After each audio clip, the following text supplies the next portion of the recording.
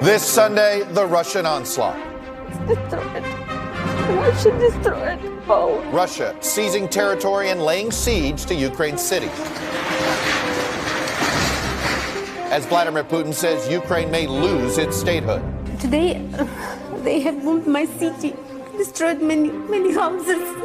Thousands huddle underground. Please, we don't have enough food for my baby. Ukrainians fill the streets with protests and continue their fierce fight on the battlefield. That's why we are fighting for our freedom, for our self-reliance. Western nations, though, reject President Zelensky's calls for a no-fly zone. The world has to talk with Putin because there are no other ways to stop this war.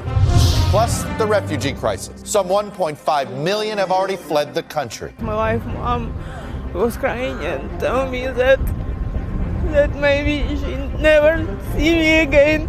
Ukrainians leaving everything behind. My husband, my home, my dog, my cats, my life. And amid the crowds, charges of bias against some refugees. As long as you're black, no one likes you. My guest this morning, Secretary of State Antony Blinken, Senator Joe Manchin of West Virginia, former UN Ambassador Nikki Haley, and we'll have reports from Kyiv and the Polish border. Plus, the first post-invasion poll shows a big bounce for President Biden. Are we about to see a change in our domestic politics? Joining me for insight and analysis are NBC News senior Washington correspondent Hallie Jackson, Eddie Glaude Jr. of Princeton University, Robin Wright of The New Yorker, and Stephen Hayes, founder of The Dispatch. Welcome to Sunday and a special edition of Meet the Press. From NBC News in Washington, the longest-running show in television history, this is a special edition of Meet the Press with Chuck Todd. And a good Sunday morning, we've seen the world rally around Ukraine, moved by its fierce resistance in moments like this one.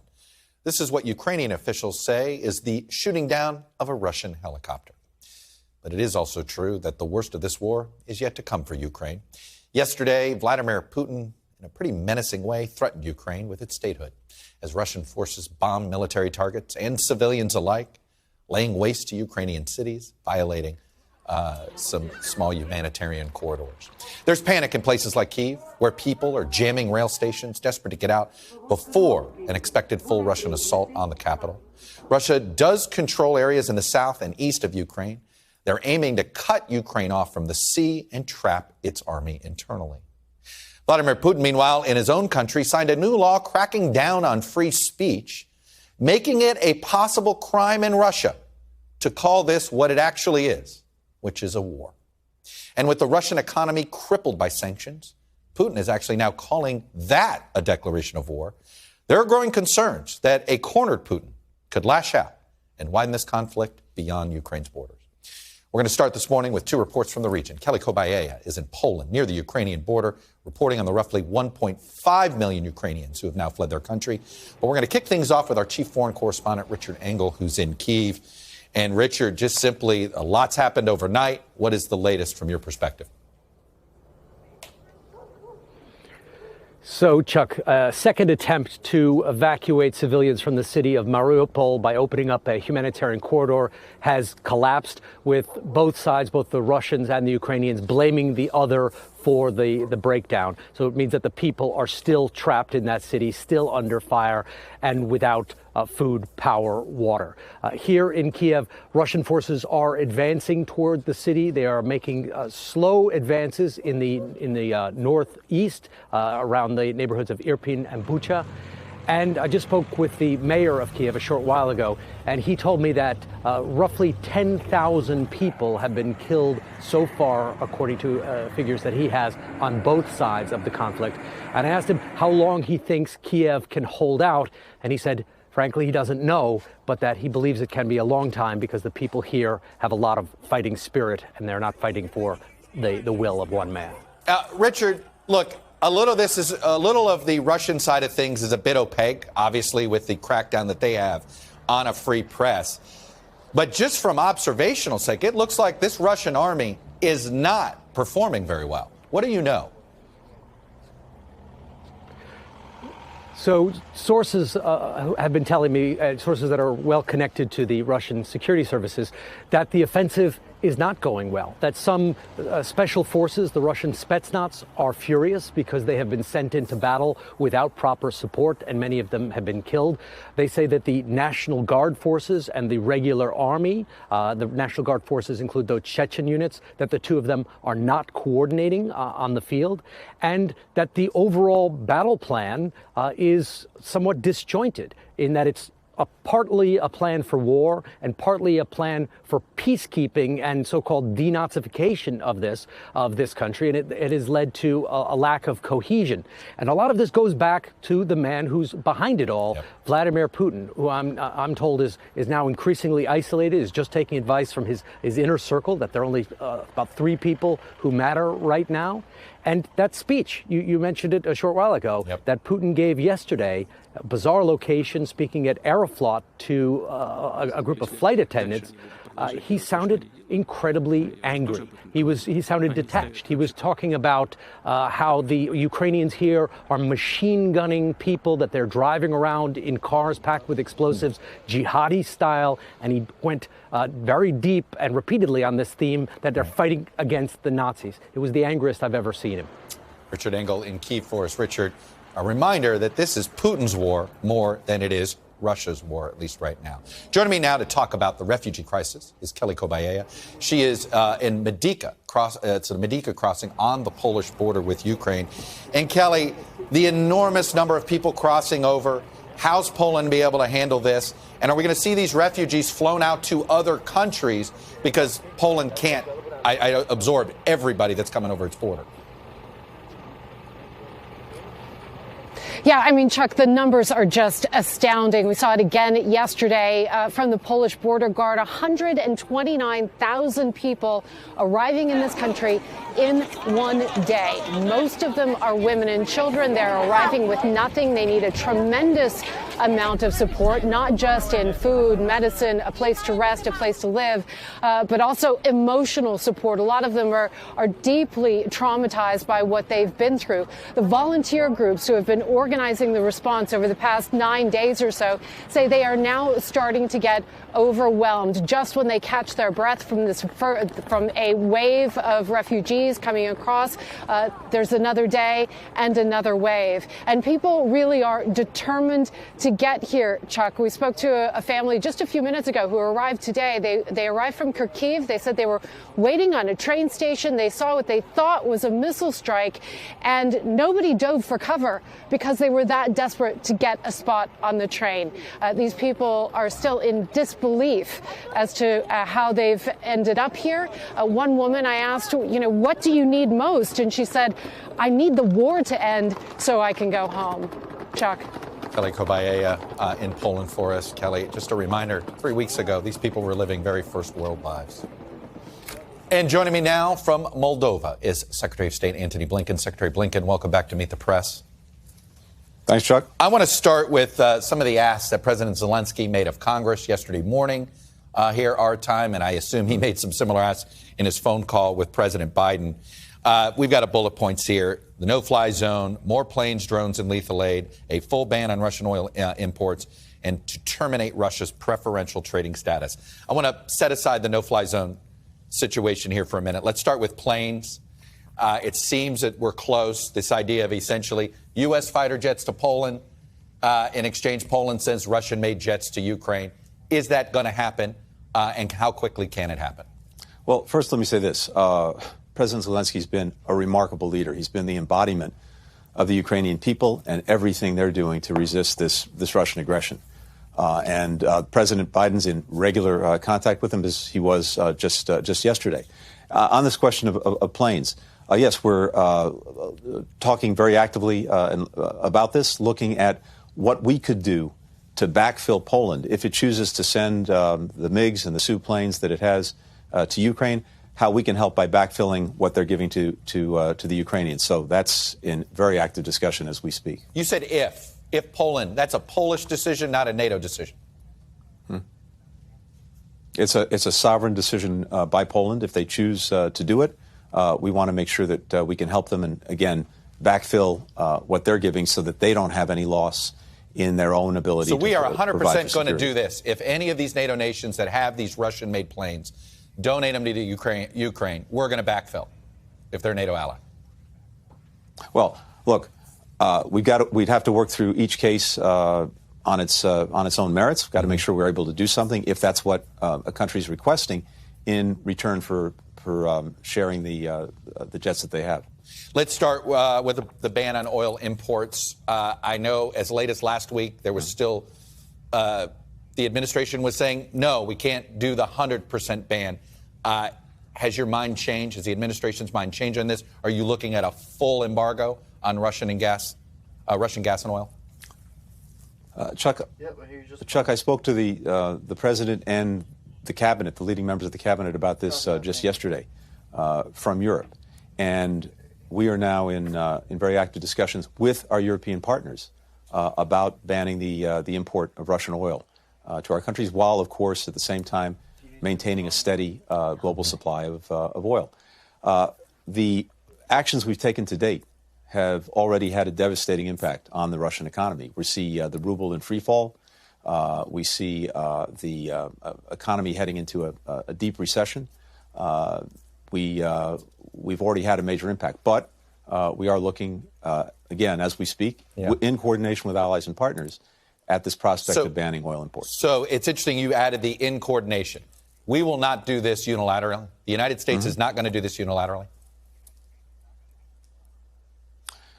A hallmark of everything we've done to date has been this coordination with allies and partners. We are much more effective across the board when we're doing things together in as close a coordination as possible. There are instances where we each do something a little bit different, but it complements the whole. So in the first instance, we want to make sure that we're acting in coordination. I'm not going to rule out taking action one way or another, irrespective of what they do, but everything we've done, the approach starts with coordinating with allies and partners. All right, and another way of ratcheting things up on the Russians is Zelensky suggested terminating Russia's preferential trading status, most favored nation status.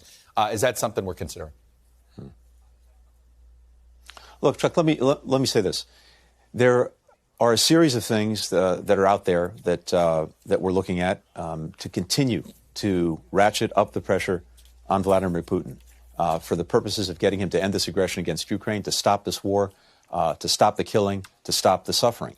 And there are, as I said, extraordinary measures that we've already taken. We said many months ago when all of this started, and we warned that Putin was threatening this aggression, we said if he pursued it, there'd be massive consequences for Russia.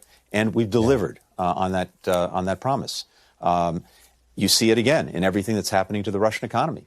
But if there are things that remain to do to increase the pressure, if he's unwilling to stop the aggression, we're going to do them. So we will look at each and every one, decide together with our allies and partners what's most effective, when we should do it, and we'll proceed in that way. All right, I want to talk about the no-fly zone. Let me quote President Zelensky on Telegram on Friday. He essentially sent this out on social media. All the people who will die starting this day will also die because of you. He's addressing the West. Because of your weakness, because of your disunity. Today, the alliance's leadership gave the green light for further bombing of Ukrainian cities by refusing to make a no-fly zone. I understand it's an emotional statement, right? And I understand you've had different conversations there. Why rule out the no-fly zone? Why not make Putin think it's possible? First, again, my admiration for President Zelensky has no bounds. And if I were in his shoes, I'd be asking and looking for everything possible from everyone in every place around the world. And as I said, what we've already done is extraordinary. And just to remind people, over the past year alone, from the United States alone, more than $1 billion in security assistance, lethal defensive weapons that are being put to very effective service by Ukrainians now in defense of their country, and other measures that we're looking at going forward. Just in the last week alone, Chuck, we have delivered more than $200 million worth of security assistance into the hands of Ukrainians. So all of that is ongoing. All of that's continuing.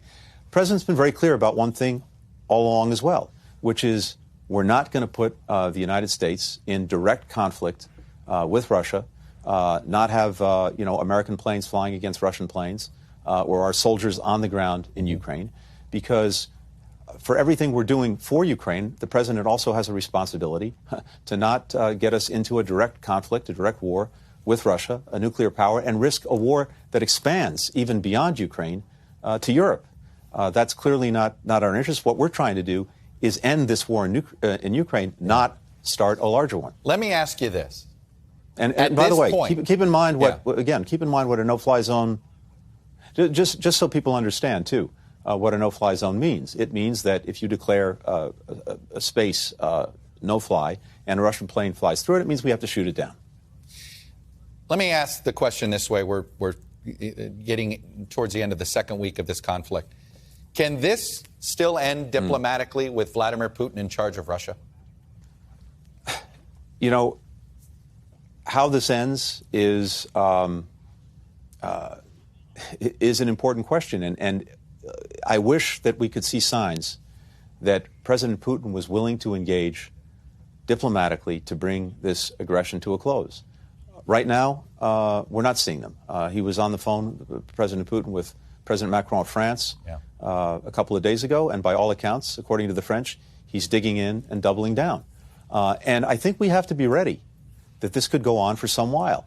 The sheer force that Russia can bring to bear, the manpower, the expanse of its military, has the potential to keep grinding down these incredibly brave and resilient Ukrainians. But here's the thing. Winning a battle is not winning a war. Taking a city is not taking the hearts and minds of Ukrainians. And what we've learned over the past couple of weeks is that they will fight to the end for their country. And if it takes a week, if it takes a month, if it takes a year. And he has no plan, Putin, for how this actually ends on his terms. He can't impose his will and Russia's will on 45 million Ukrainians. They've clearly demonstrated that. But it may take some considerable time to play out. We want it to end as quickly as possible, with Ukraine having its independence, its territorial integrity, its sovereignty. But I think we need to be prepared for this going on for some time. Secretary Antony Blinken, I know you're busy. I know you got yet another plane to catch. Thanks for coming on and sharing your perspective with us, sir. Thank you, Chuck. You got it. Good to be with you. And joining me now is Democratic Senator Joe Manchin of West Virginia. He, of course, chairs the Senate's Energy and Natural Resources Committee. Senator Manchin, welcome back to Meet Good to be with you. Meet Good the to be Press. with you, Chuck. Look, you were on this Zoom with President Zelensky yesterday. Before I get into the details, just, what was that like with him? What did he say to you guys? It was so surreal, but to have a person there in the front, on the front lines, taking mortars every day and basically seeing his people being slaughtered and willing to withstand all of this and fight back, and all he asked for was basically, just help me, I'll fight my own fight, just give me the tools to do it. And for us to hesitate, or anyone to hesitate in the free world, is wrong. And he said that. He said, listen, if Ukraine falls, then Europe may fall. Where do you want to stop? So what does that mean for you? Are you right now, would you support a no-fly zone? Would you support doing this, which could trigger a wider conflict? I understand that, but right now you don't signal to the nemesis of Putin. This is Putin's war. This is not the Russian people's war. This is Putin's war and his quest for whatever it may be. But to take anything off the table thinking we might not be able to use things because we've already taken them off the table is wrong. I would take nothing off the table, but I would be very clear that we're going to support the Ukrainian people, the Ukrainian president and this government every way humanly possible. Zelensky was very clear. He says, we don't need you to fight our fight. We don't need you to fly our planes or fly your planes into our war zone. We need the planes that we can fly ourselves, and we have them on the border. Right. You heard Secretary Blinken. That deal seems to be at least in motion. I hope it's very quickly. The trading of jets with the Poles in particular, Absolutely. Correct? We need to backfill that. All right. On the oil and gas embargo, you heard the Secretary's answer. Basically, he's saying, yes, we're in favor of it if the entire alliance does it too, which sounds like there is an interest in doing it unilaterally. Is there a majority support in Congress for it unilateral? I believe, and I would say this, the people in my state of West Virginia believe it's basically foolish for us to keep buying products and giving profit and giving money to Putin to be able to use against the Ukrainian people. That's exactly what he's doing. So why wouldn't we lead? Why wouldn't we show the resolve we have? I understand there's more dependency in the world, but here's the problem. We have the ability to ratchet up and be able to backfill. We have the energy. We have the resources here, and we have the technology. We're 1 million barrels short a day right now that we can just ramp up like that. We can do certain things. And we don't have to put any more pain on the American people than are already suffering with inflation now. Right. But I believe the American people would, if they basically pay, if they had to, seeing that they're saving freedom and saving lives of people, innocent people. We've seen some polling that indicates that for now, okay? That's a difficult one. Let's see what happens when it's $5 gas. Well, look at the gas now at $4. It wasn't because of this. Inflation's already wreaked havoc on it now. And basically, we're going to say we're going to set back now because we're afraid it might go up a little bit more. It might go up anyway, and we haven't done nothing.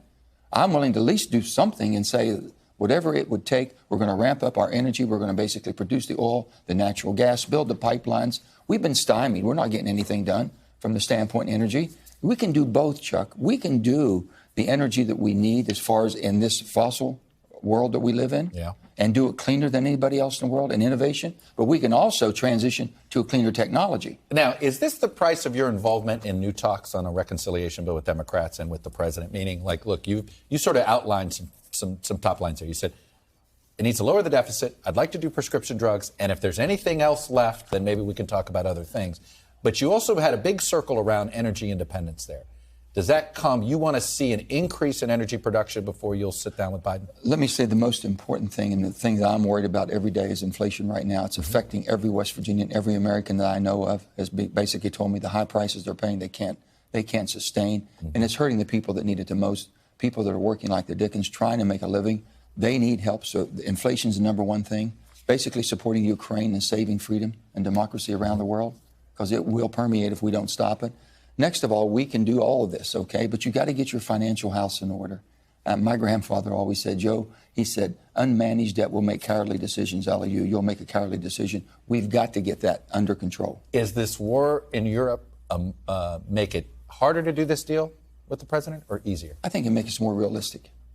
This is the real world. We keep talking these aspirational things we want to do, whether it's the far left, far right, whatever it may be.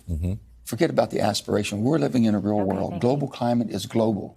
It's not North American. It's not United States only. It's global. And we have to look at this as global, what we can do.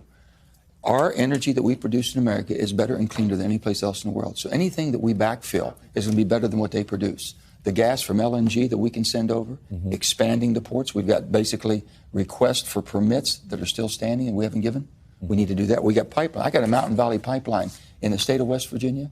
It'll take 2 BCF, 2 billion cubic feet a day into the marketplace immediately. And you know what? It's 95% done. I can't get it done. What do you say to those that say if we continue to expand fossil fuel infrastructure, like pipelines like that, it just makes it harder for us to get to clean? Let me just tell you one thing. They said the pipelines. Those can't eventually transition into hydrogen pipelines. We can do so much with that as the clean technology that we're going for. It's almost like if you don't stop this, you won't do this. That's not right, Chuck. All right, who are you negotiating with? The president or Senator Schumer? There's no formal talks going on right now, I can assure you. Basically, everybody talks. I talk to everybody. You throw it out there, and it's up to others to come to you? I'm just saying, get your financial house in order. The only one thing all Democrats voted, we voted against the 2017 Republican tax cuts. We thought they were weighted unfairly. If you have one thing that you're all united on, fix it. Senator Joe Manchin, Democrat of West Virginia, appreciate you coming in. Thanks, Chuck. Good to be with you. Thank you, sir. Okay. When we come back, we're going to talk with former UN Ambassador Nikki Haley. She's a possible 2024 presidential candidate. She's been a bit critical of President Biden's handling of this war so far. Stay with us. Welcome back. Nikki Haley spent 6 years as governor of South Carolina and nearly 2 more as the U.S. ambassador to the United Nations under former President Trump. She is often mentioned as a possible running mate in 2024 or a presidential candidate herself. Ambassador Haley, welcome back to Meet the Press. Thanks so much. Thanks for having me on. Let me start with the last question I asked Secretary Blinken, which was simply, can this crisis be brought to an end with Putin still in power in Russia? Well, I think, Putin's going to try. I mean, he's going to drag this out as long as he can. He's committed. He is an evil tyrant that we see is not going to stop until he can form the Soviet Empire. What we have learned in the lesson in all of this is when tyrants speak, we should listen. He said he was going to take Ukraine. He is. China said that they were going to take Hong Kong. They did. He said that he wants to take Poland and the Baltics. We should believe him. China has said they're going to take Taiwan next. We should be ready for that. Iran says they want to destroy Israel. Every time a tyrant speaks, we need to remember they've told us we need to listen. You sound like somebody then that would be in favor of a no-fly zone over Ukraine right now. Is that how you, if Putin is what you describe him as, what guardrails should we be putting on the NATO alliance right now? No, I'm not in favor of a no-fly zone right now. What I am in favor of is the Biden administration stepping up and doing the things that will matter. We know that the one thing that punches Putin in the gut is to hit his energy sector. There is no reason we should be taking money from an enemy. We should go ahead and sanction all of those energy companies right now. We should remove him from the international banking system. We should be coordinating intelligence in real time with the Ukrainians. We should be leading with NATO, telling them to give the planes to Ukraine. We should be making sure that we're moving forward on giving them the missiles they need. They have said that they don't have what they need. They need javelins. They need Stingers.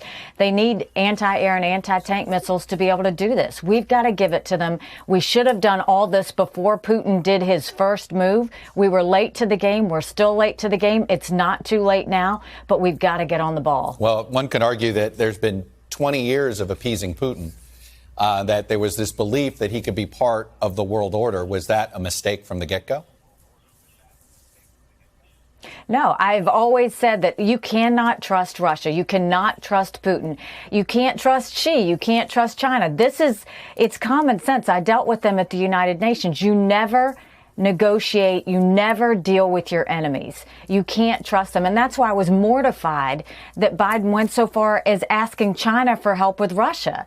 I mean, you never ask an enemy for help with another enemy. I never told China anything that I didn't want Russia to know, because you know how they coordinate. It's the same reason why it's unthinkable that Biden would be coordinating or even thinking of getting back into the Iran deal with the Russians and Chinese at the table. Why are we negotiating and trusting enemies? You don't do that. That's the first start to being strong in America, is understand who your enemies are and make sure that you let them know that you understand them. So if you would not, there's one thing, you would treat China as an enemy, not as a rival, if you will. You wouldn't work with them diplomatically at all if you were in charge right now? Do you know what? I mean, China right now has coordinated with Russia. When Biden went and told China what was going on and asked for help with Russia, what did China do? China ran and told Russia. I watched at the United Nations. Those two countries are getting incredibly close. Mm-hmm. They don't like each other. They don't trust each other, but they both want to destroy the West. Why are we waiting for that to happen? China, when they take Taiwan, this is going to blow up. Right now, Taiwan's manufacturing half of the semiconductor chips. What do Americans use? They use their phones. They use their computers. They drive cars. All of that will be disrupted. Why are we relying on China to give us medical supplies when we saw how they handled COVID in the world? We've got to wake up. America has to wake up, and we have to start being smart to deal with these tyrants. We can't let them continue to run all over us. Let me play something here that Vice President Pence, former Vice President, said on Friday. I'm curious of your reaction to it. He said, there's no room in this party for apologists for Putin. There's only room for champions of freedom. As you know, there's been some flirtations on the right with Putin, although ever since he actually invaded, some of those folks have taken some of those things back. For those that have said nice things about Putin, including your former boss, President Trump, what do you say to them? Well, first, I'll tell you, my very first speech at the United Nations was in support of Ukraine and hitting Russia. Protocol at the United Nations was to meet with the Russian ambassador first, and I purposely threw protocol out the window and met with the Ukrainian ambassador first. Putin is an evil tyrant. He has proven it, whether he tries to poison his political opponents, whether he shoots down planes, whether he assists Assad with chemical weapons in Syria. He has shown us time and time again that he is evil. What I will tell you about President Trump is, as much as everybody wants to talk about what he says, what I look at is what he did. He sanctioned Russia. He expelled diplomats. He shut off Nord Stream 2, which is all Putin ever wanted. He built up our military, and he made us energy independent. All of those things countered Putin encountered Russia. This never would have happened under Trump. What we have to look at now is how do we make sure this doesn't go further under Biden? This has been a terrible mistake that all started with Afghanistan. And one thing after the other, we've done nothing but show weakness. We have got to show strength. So what I would say is you can talk about past presidents all you want, but the last thing you need to be doing is looking for the TV remote when your house is burning down. No, I understand We've got to start dealing with the situation at hand. But, Ambassador, you sort of imply that it was Biden's weakness on Afghanistan. But, I mean, the Trump administration, Trump personally tried to roll back sanctions on Russia in 2017. They tried to lobby Congress to weaken Russian sanctions in legislation in 2017. He tried to remove sanction on a Russian oligarch company in 2018. Delayed chemical weapons sanctions that were required by law against Russia. And let's not forget holding Ukrainian military aid hostage for a political stunt. You don't think any of those things sent a message to Vladimir Putin that America is divided, the West is divided, and he can get away with whatever he wants? You said it in every one of those things. You kept saying he tried. All I know is what he did. And I was personally there at the United Nations when he got out of the Iran deal, when he sanctioned Putin, when he expelled diplomats, when he refused Nord Stream 2 pipeline. So I watched what he did. He did stronger things against Russia than Republican or Democrat presidents before him. I mean, this was something that Putin knew not to mess with the United States. Putin needs to know that again. We need to start standing up. Why are we even ho-humming around the fact that we're still taking Russian oil? Why are we doing that? Why would we take money from evil dictators? You never sleep with the devil because then the devil owns you. The Europeans are finding that out right now. We need to be smarter than that. Ambassador Haley, I appreciate you coming on, sharing your perspective with us, and I hope to have you on again. Very quickly, does Donald Trump's 2024 plans impact your 2024 plans? I have said that if President Trump runs, I will not run. Fair enough. Ambassador, thanks for coming on. Appreciate it. When we come back, I'm going to talk to experts on Russia and the military about where the war may be headed and how the West can help Ukraine. Stick with us. Welcome back. Western nations have rejected Volodymyr Zelensky's call for a no-fly zone over Ukraine. In a Zoom call yesterday with some 300 U.S. lawmakers, Zelensky also said a ban on purchasing Russian oil would have greater impact than other economic sanctions. So as we did last week, we brought together a couple of experts to discuss the war and its implications. Admiral James Stavridis is the former NATO Supreme Allied Commander. And Fiona Hill was President Trump's chief advisor on Russia. She's also the author of There Is Nothing for You Here, Finding Opportunity in the 21st Century. Sort of a memoir-ish of your time in the UK. Fiona Hill, I want to start very quickly. I want you to respond to Ambassador Haley in what she said about the Trump administration's record on Russian sanctions. She kept saying, well, you noted he tried. How would you describe his efforts when it comes to punishing Russia versus the administration's? Well, certainly there was an awful lot done by the administration, also by Congress and by Ambassador Haley herself at the United Nations. But I think that just the one point that sums everything up that you yourself touched on is that President Trump, at a pretty critical period, withheld military assistance to Ukraine that was desperate for it at that particular juncture, basically to get Volodymyr Zelensky to do him a personal favour. And what message does that send to Putin? Well, that sends a message to Putin that Ukraine is a plaything for himself as well and for the United States, and that nobody's really serious about protecting Ukraine. And that was ultimately a sign of weakness. It's our political divisions, our partisan infighting, which was on full display there, that Putin, I think, is quite shocked now that we've got some collective action together. Admiral, I want you to listen to Kira Rudik. She's a Ukrainian member of parliament, and this was her plea when it came to the no-fly zone. Take a listen. We all know that also the next step that we see is a no-fly zone over Ukraine. And I know that everybody is saying, no, no, no, the Third World War will start. Will be very blunt with you. It has already started. All right, we have the map up. Logistically, how doable is this? And why are so many folks in the United States adamant about not even attempting it? Let me start with the back end, because I think it's really the important question. It's quite obvious that if we put U.S. NATO jets in the air enforcing a no-fly zone, they'll be going nose to nose with Russian fighter aircraft. Down that path, the potential for miscalculation and a war between NATO and Russia and a war between Russia and the United States rises significantly. Look, I implemented a no-fly zone. I know how to do this. I did it in Libya in 2011. Can we do it? Sure. Should we? Not yet. But final point, Chuck, what we ought to do is give the Ukrainians the ability to create a no-fly zone, more Stingers, more missiles that can go higher than Stingers, and above all, consummate this fighter deal, get those MiG-29s in their hands. Do our NATO allies that have these Russian jets have enough of them to give the Ukrainians a chance at air superiority? Yes. And by the way, take a look at NATO combat aircraft. We have over 25,000. Russian combat aircraft, around 5,000. We outnumber them 5-1 as an alliance. Hey, we outspend them 15-1. We outnumber them in ground troops 4-1. He's not going to cross a NATO border in anger, but we ought to do all that we can to support the Ukrainians. Fiona Hill, the tweet heard around the world was the Lindsey Graham tweet having to do with the idea that, hey, somebody's got to take him out.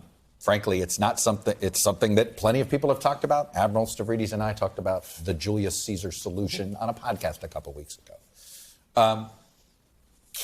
Do you expect Putin to lead Russia if this war ends? Look, I think we've got to be very careful for the same reasons that Admiral Stavridis is talking about taking extremely care with the no-fly zone about this kind of talk right now. Right. Because one of the reasons that Vladimir Putin is engaging in this appalling behaviour in Ukraine is because he's worried about his own position. Yeah. He has to be re-elected in theory and also in practice in 2024. So we're running up until his own presidential time clock here.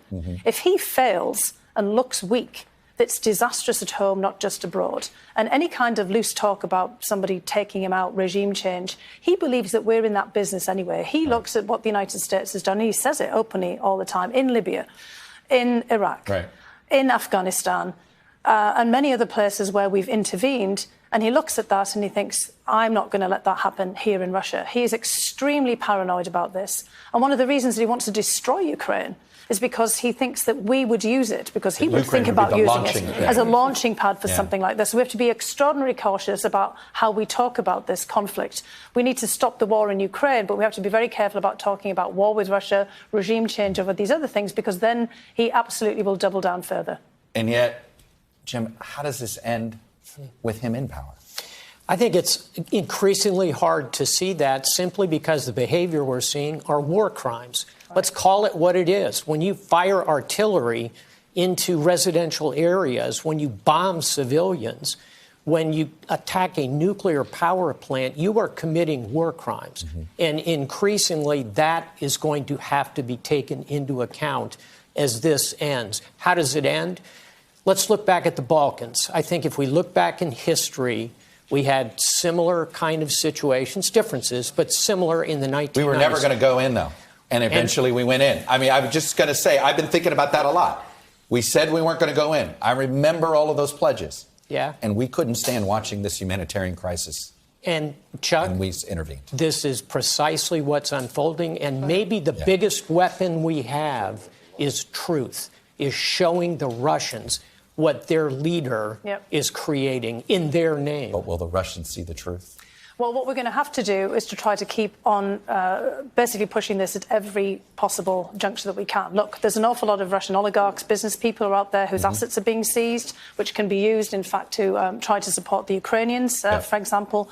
But we've got to really work on the broader world of public opinion in the United Nations. We've got to get the Chinese, I know we've got a lot of skepticism about that, but Indians and others who've been, basically sitting on the fence to try to push this too, because this is an atrocity that the whole world can't basically stand by and watch. So that's where we're going to have to focus for right now to see what we can do to get this to stop. Admiral Stavridis and Fiona Hill, thank you both. Thanks. Thank you. Really helpful. Thanks so much. When we come back, the government reported robust job growth last month, but watch out for those up and down revisions. Boy, are they coming. Trust me. Stay with us.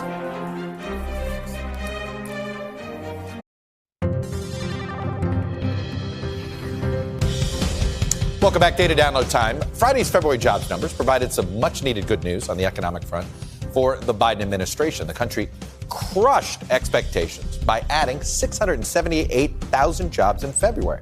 But how real is this February figure? Well, we may have to wait and see what the revised numbers look like next month. Because guess what? In 2021, we saw a lot of monthly numbers revised dramatically. Let me show you. Last year, we had 3 months where you had massive downgrade revisions. March, 200,000. In June, nearly 300,000. And in July, nearly 250,000. Look at those. And we also had massive upgrades. In January of 2021, almost 500,000 upgrade. In November, another almost 500,000 upgrade. You throw in there, and December, a 400,000 upgrade. In total, in 2021, they had to revise, if you took all the revisions into one thing, they were short essentially 1.4 million total jobs. A lot of this is pandemic driven, but a lot of this is a reminder, these monthly job reports, it's a poll, folks. It too has a margin of error. When we come back, has the war in Ukraine changed the trajectory of the Biden presidency? Our panel is next. Welcome back. Panelists with us. Our senior Washington correspondent here at NBC, Hallie Jackson, Eddie Glaude Jr., Princeton University, Stephen Hayes, the founder of The Dispatch, and Robin Wright, contributing writer and columnist for The New Yorker. All right, I'll quickly show some Biden poll numbers here, but I actually want to focus a little bit more on the war. But we're seeing here, Hallie, very quickly, It's one poll, with the first one fully after invasion. I don't think this is a State of the Union bout. This appears to be the first of what could be the rally around the flag. The post-Ukraine, right. Post-Ukraine, job approval rating almost above water. His approval on handling of Ukraine now above water. Again, could be an outlier, but we may be in the middle of a shifting politics. With it being driven by Ukraine. Based on what we're seeing on the international realm. I think you're right. It's one data point. We need more, right, before we start to extrapolate from it. Obviously, I think this is something the White House is not unhappy to see these numbers, although it's not their primary focus. The thing that has struck me is the way that what has happened in Ukraine, and we talked about this a little bit, is penetrating to people who might not otherwise care about political issues, right? This is something, the images, it is visceral. It is, front of the every single newspaper, even local papers and national newscasts every single morning and every single night. This is a different level than when we talk about some of the other internal political domestic agenda stuff that I think folks sometimes get a little bit lost in. I do think you're right. It feels to me more post-Ukraine than it does State of the Union bounce, and we'll see how the other ones come out. State of the Union. Is anybody writing about it this morning? It is sort of amazingly lost. Robin, I was intrigued by the conversation I had with Admiral Stavridis about the Balkans. Because, I remember in 1994, 1995, we weren't going to go in with Kosovo and Serbia. We weren't going to do certain things. And the pictures changed public opinion. To Hallie's point, I mean, the world may push us to do a no-fly zone. For the moment, that's not going to happen. I agree. There are too many calculations. Russia's war has never been just about Ukraine. It was always about the competition with the West. This is the one big question, of course, is where does Putin stop? And does he push, whether covertly or overtly, beyond Ukraine? And I think that's where you might see the United States taking a stronger position, setting up the kind of defensive mechanisms, challenging militarily any kind of Putin aggression. For now, they're not going to do that. But I think the real question is, can you change the balance of power in the air? And if you can do that, suddenly you change the dynamics across the board, whether it's giving the Ukrainians fighters so that it can take on those convoys we see outside of Kyiv, or whether it's providing Stingers and Javelin. That's really the critical next step. Yeah, I mean, I think the question is the administration doing everything it can do? And this goes back to the public opinion question. And people will be favorable to the Biden administration if there's the impression, as we watch this play out on our screens, on our phones, that the Biden administration is really doing everything it can. And I think there's a growing sense that they're not. If you look at what President Biden said on February 24th, when he announced this to the world, said we are going to do something, we are going to be tough. He said Russia will be an international pariah, a pariah on the international stage. We're dealing with Russia on the Iran deal. We're dealing with Russia on climate. The State Department has given guidance that our diplomats can continue to deal with Russia. They're not a pariah. This is what happened after 2014. We said Russia will be isolated. Russia wasn't isolated. We need to do more. Eddie, it does seem as if it's interesting. Is this Putin's war or Russia's war, right? And I do think there are some that are trying to create, hey, let's not punish the Russian people. But I don't know if you can do that anymore. Well, it's going to be difficult, right? War is war. I mean, we need to be very clear about it. And whenever war happens, everyday ordinary people who happen to live there will be affected, impacted. Right? So it is also important, I think, Steve, to kind of think about that President Biden is also dealing with a coalition of folks that are impacting how the kinds of decisions he makes. Sure. And we were lauding him, celebrating him. We're actually building that coalition in order to do what we've done so far. And that coalition also provides certain kinds of constraints, restraints. And it's one thing for us to kind of go it alone, but it's another thing to understand that this is, in fact, a war that impacts the very ways in which the West conceives of itself. So he can't just simply be out there doing these things by himself. I think it was clever at the beginning for the Biden administration to go public as quickly as they did with the intelligence that we were gathering. It was a smart thing. I think it was effective, not because it was a deterrent, but because it made clear that Vladimir Putin was lying about what he was about to do. Right. But it also created this gap between what he was saying, what the president was saying, what the administration was saying, in terms of the significance of this war, what it would likely mean, reshaping the way the Western world operates, and what we were doing. We were late on sanctions. We didn't initially sanction Putin. We were late on SWIFT. We didn't send the arms before the war that we're now rushing into theater. To the point that you're making, too, and because I think it's important, I was so struck by Secretary Blinken. He clearly wanted to come out and make some news on the banning of Russian oil imports, right? That is the most that the door has been open. But they didn't make the news. They didn't do it, but the door is open to it more than it's been, and it's been a shift from the White House thinking and White House perspective. Because Congress is going to pass this, and he's not going to veto it. So he's got to look like they got to come out in favor of it. But the question is, are we just going to ban what the United States trades, or are we going to begin to sanction other countries and foreign companies that also do oil deals with the Russians? And if we don't take that second layer, the first layer is meaningless. It's symbolic more than anything. It's symbolic. Purely. But remember, last year, Putin made almost $120 billion off energy when the price of oil was under $70. Now it's $115. It could go to $150. And look, that there's still, even as we sanction him on oil, the rest of the world is still buying. But to your point earlier, the question about where does he stop, we can affect where he stops. If we do this first, the Treasury put out a statement on Friday saying, we're not basically going to ban these banks. We're trying to create clarity in our own markets on energy. We're going to take these steps till the end of June. If we do this now, we can lead. We shouldn't be waiting to follow. But should we take some solace in the effectiveness of the sanctions that Putin's calling them a declaration of war? Meaning like, these really hit him this time. Yeah, this time it hit him. It's clear all the other sanctions never were that effective. These are effective. And what you hear her talking about the no-fly zone, he's concerned about it enough to be able to say that if that were to happen, it would be, crossing the line essentially into what he would see as a direct confrontation. He's listening and he knows what's happening internationally, right? Mm-hmm. There's enormous, you can raise the question of the pressure on him at home, right, inside Russia, given what you started your show with today, Chuck, and the crackdown on reporting inside Russia. But there is something going on in the Russian army that at some point we've got to figure out, Robin, how can we harness this? Can we harness this clear, there's something, they're not in on this. Chuck, how many movies have you seen about the plots against Adolf Hitler during World War II? They don't work. And none of them work. I know that. I didn't say, I wouldn't go in there all the way. And so, sure, there's likely to be some discontent. I mean, these are a lot of conscripts. They don't know what they're doing. They're lost. I don't think anytime soon we're likely to see any kind of challenge, whether it's by the people or by the military, that changes Putin. Eddie, I want to talk, I joked about bringing up the State of the Union. It's like nobody else is talking about it. Right. But if there was one thing that surprised me about the President's State of the Union was the lack of connecting the fight for democracy and freedom abroad with the fight for democracy at home. Today's Bloody Sunday. Right. Okay. On Selma, Vice President's there, going to march across the bridge. The second time without John Lewis. Feels odd not to have John Lewis there leading this. But were you surprised? I was stunned. I mean, it was an easy kind of rhetorical move. Let's defend democracy abroad and secure democracy at home. And politically helpful. I mean, I hate to be that crass about it, but right? Like, it's an easy political message. What would it mean to secure democracy at home? We would have to address the question of what's happening across the country in terms of the assault on voting rights. And we would also have to address the illiberal forces within our country that are driving the challenge to voting rights. So I didn't understand it.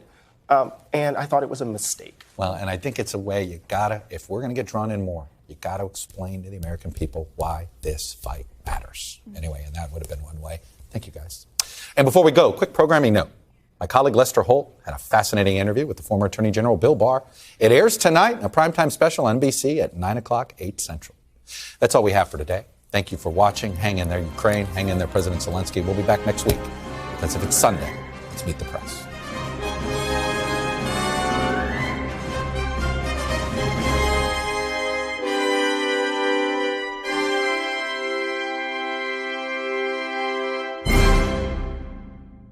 The Meet the Press Chuck Todd Cast, free wherever you get your podcasts.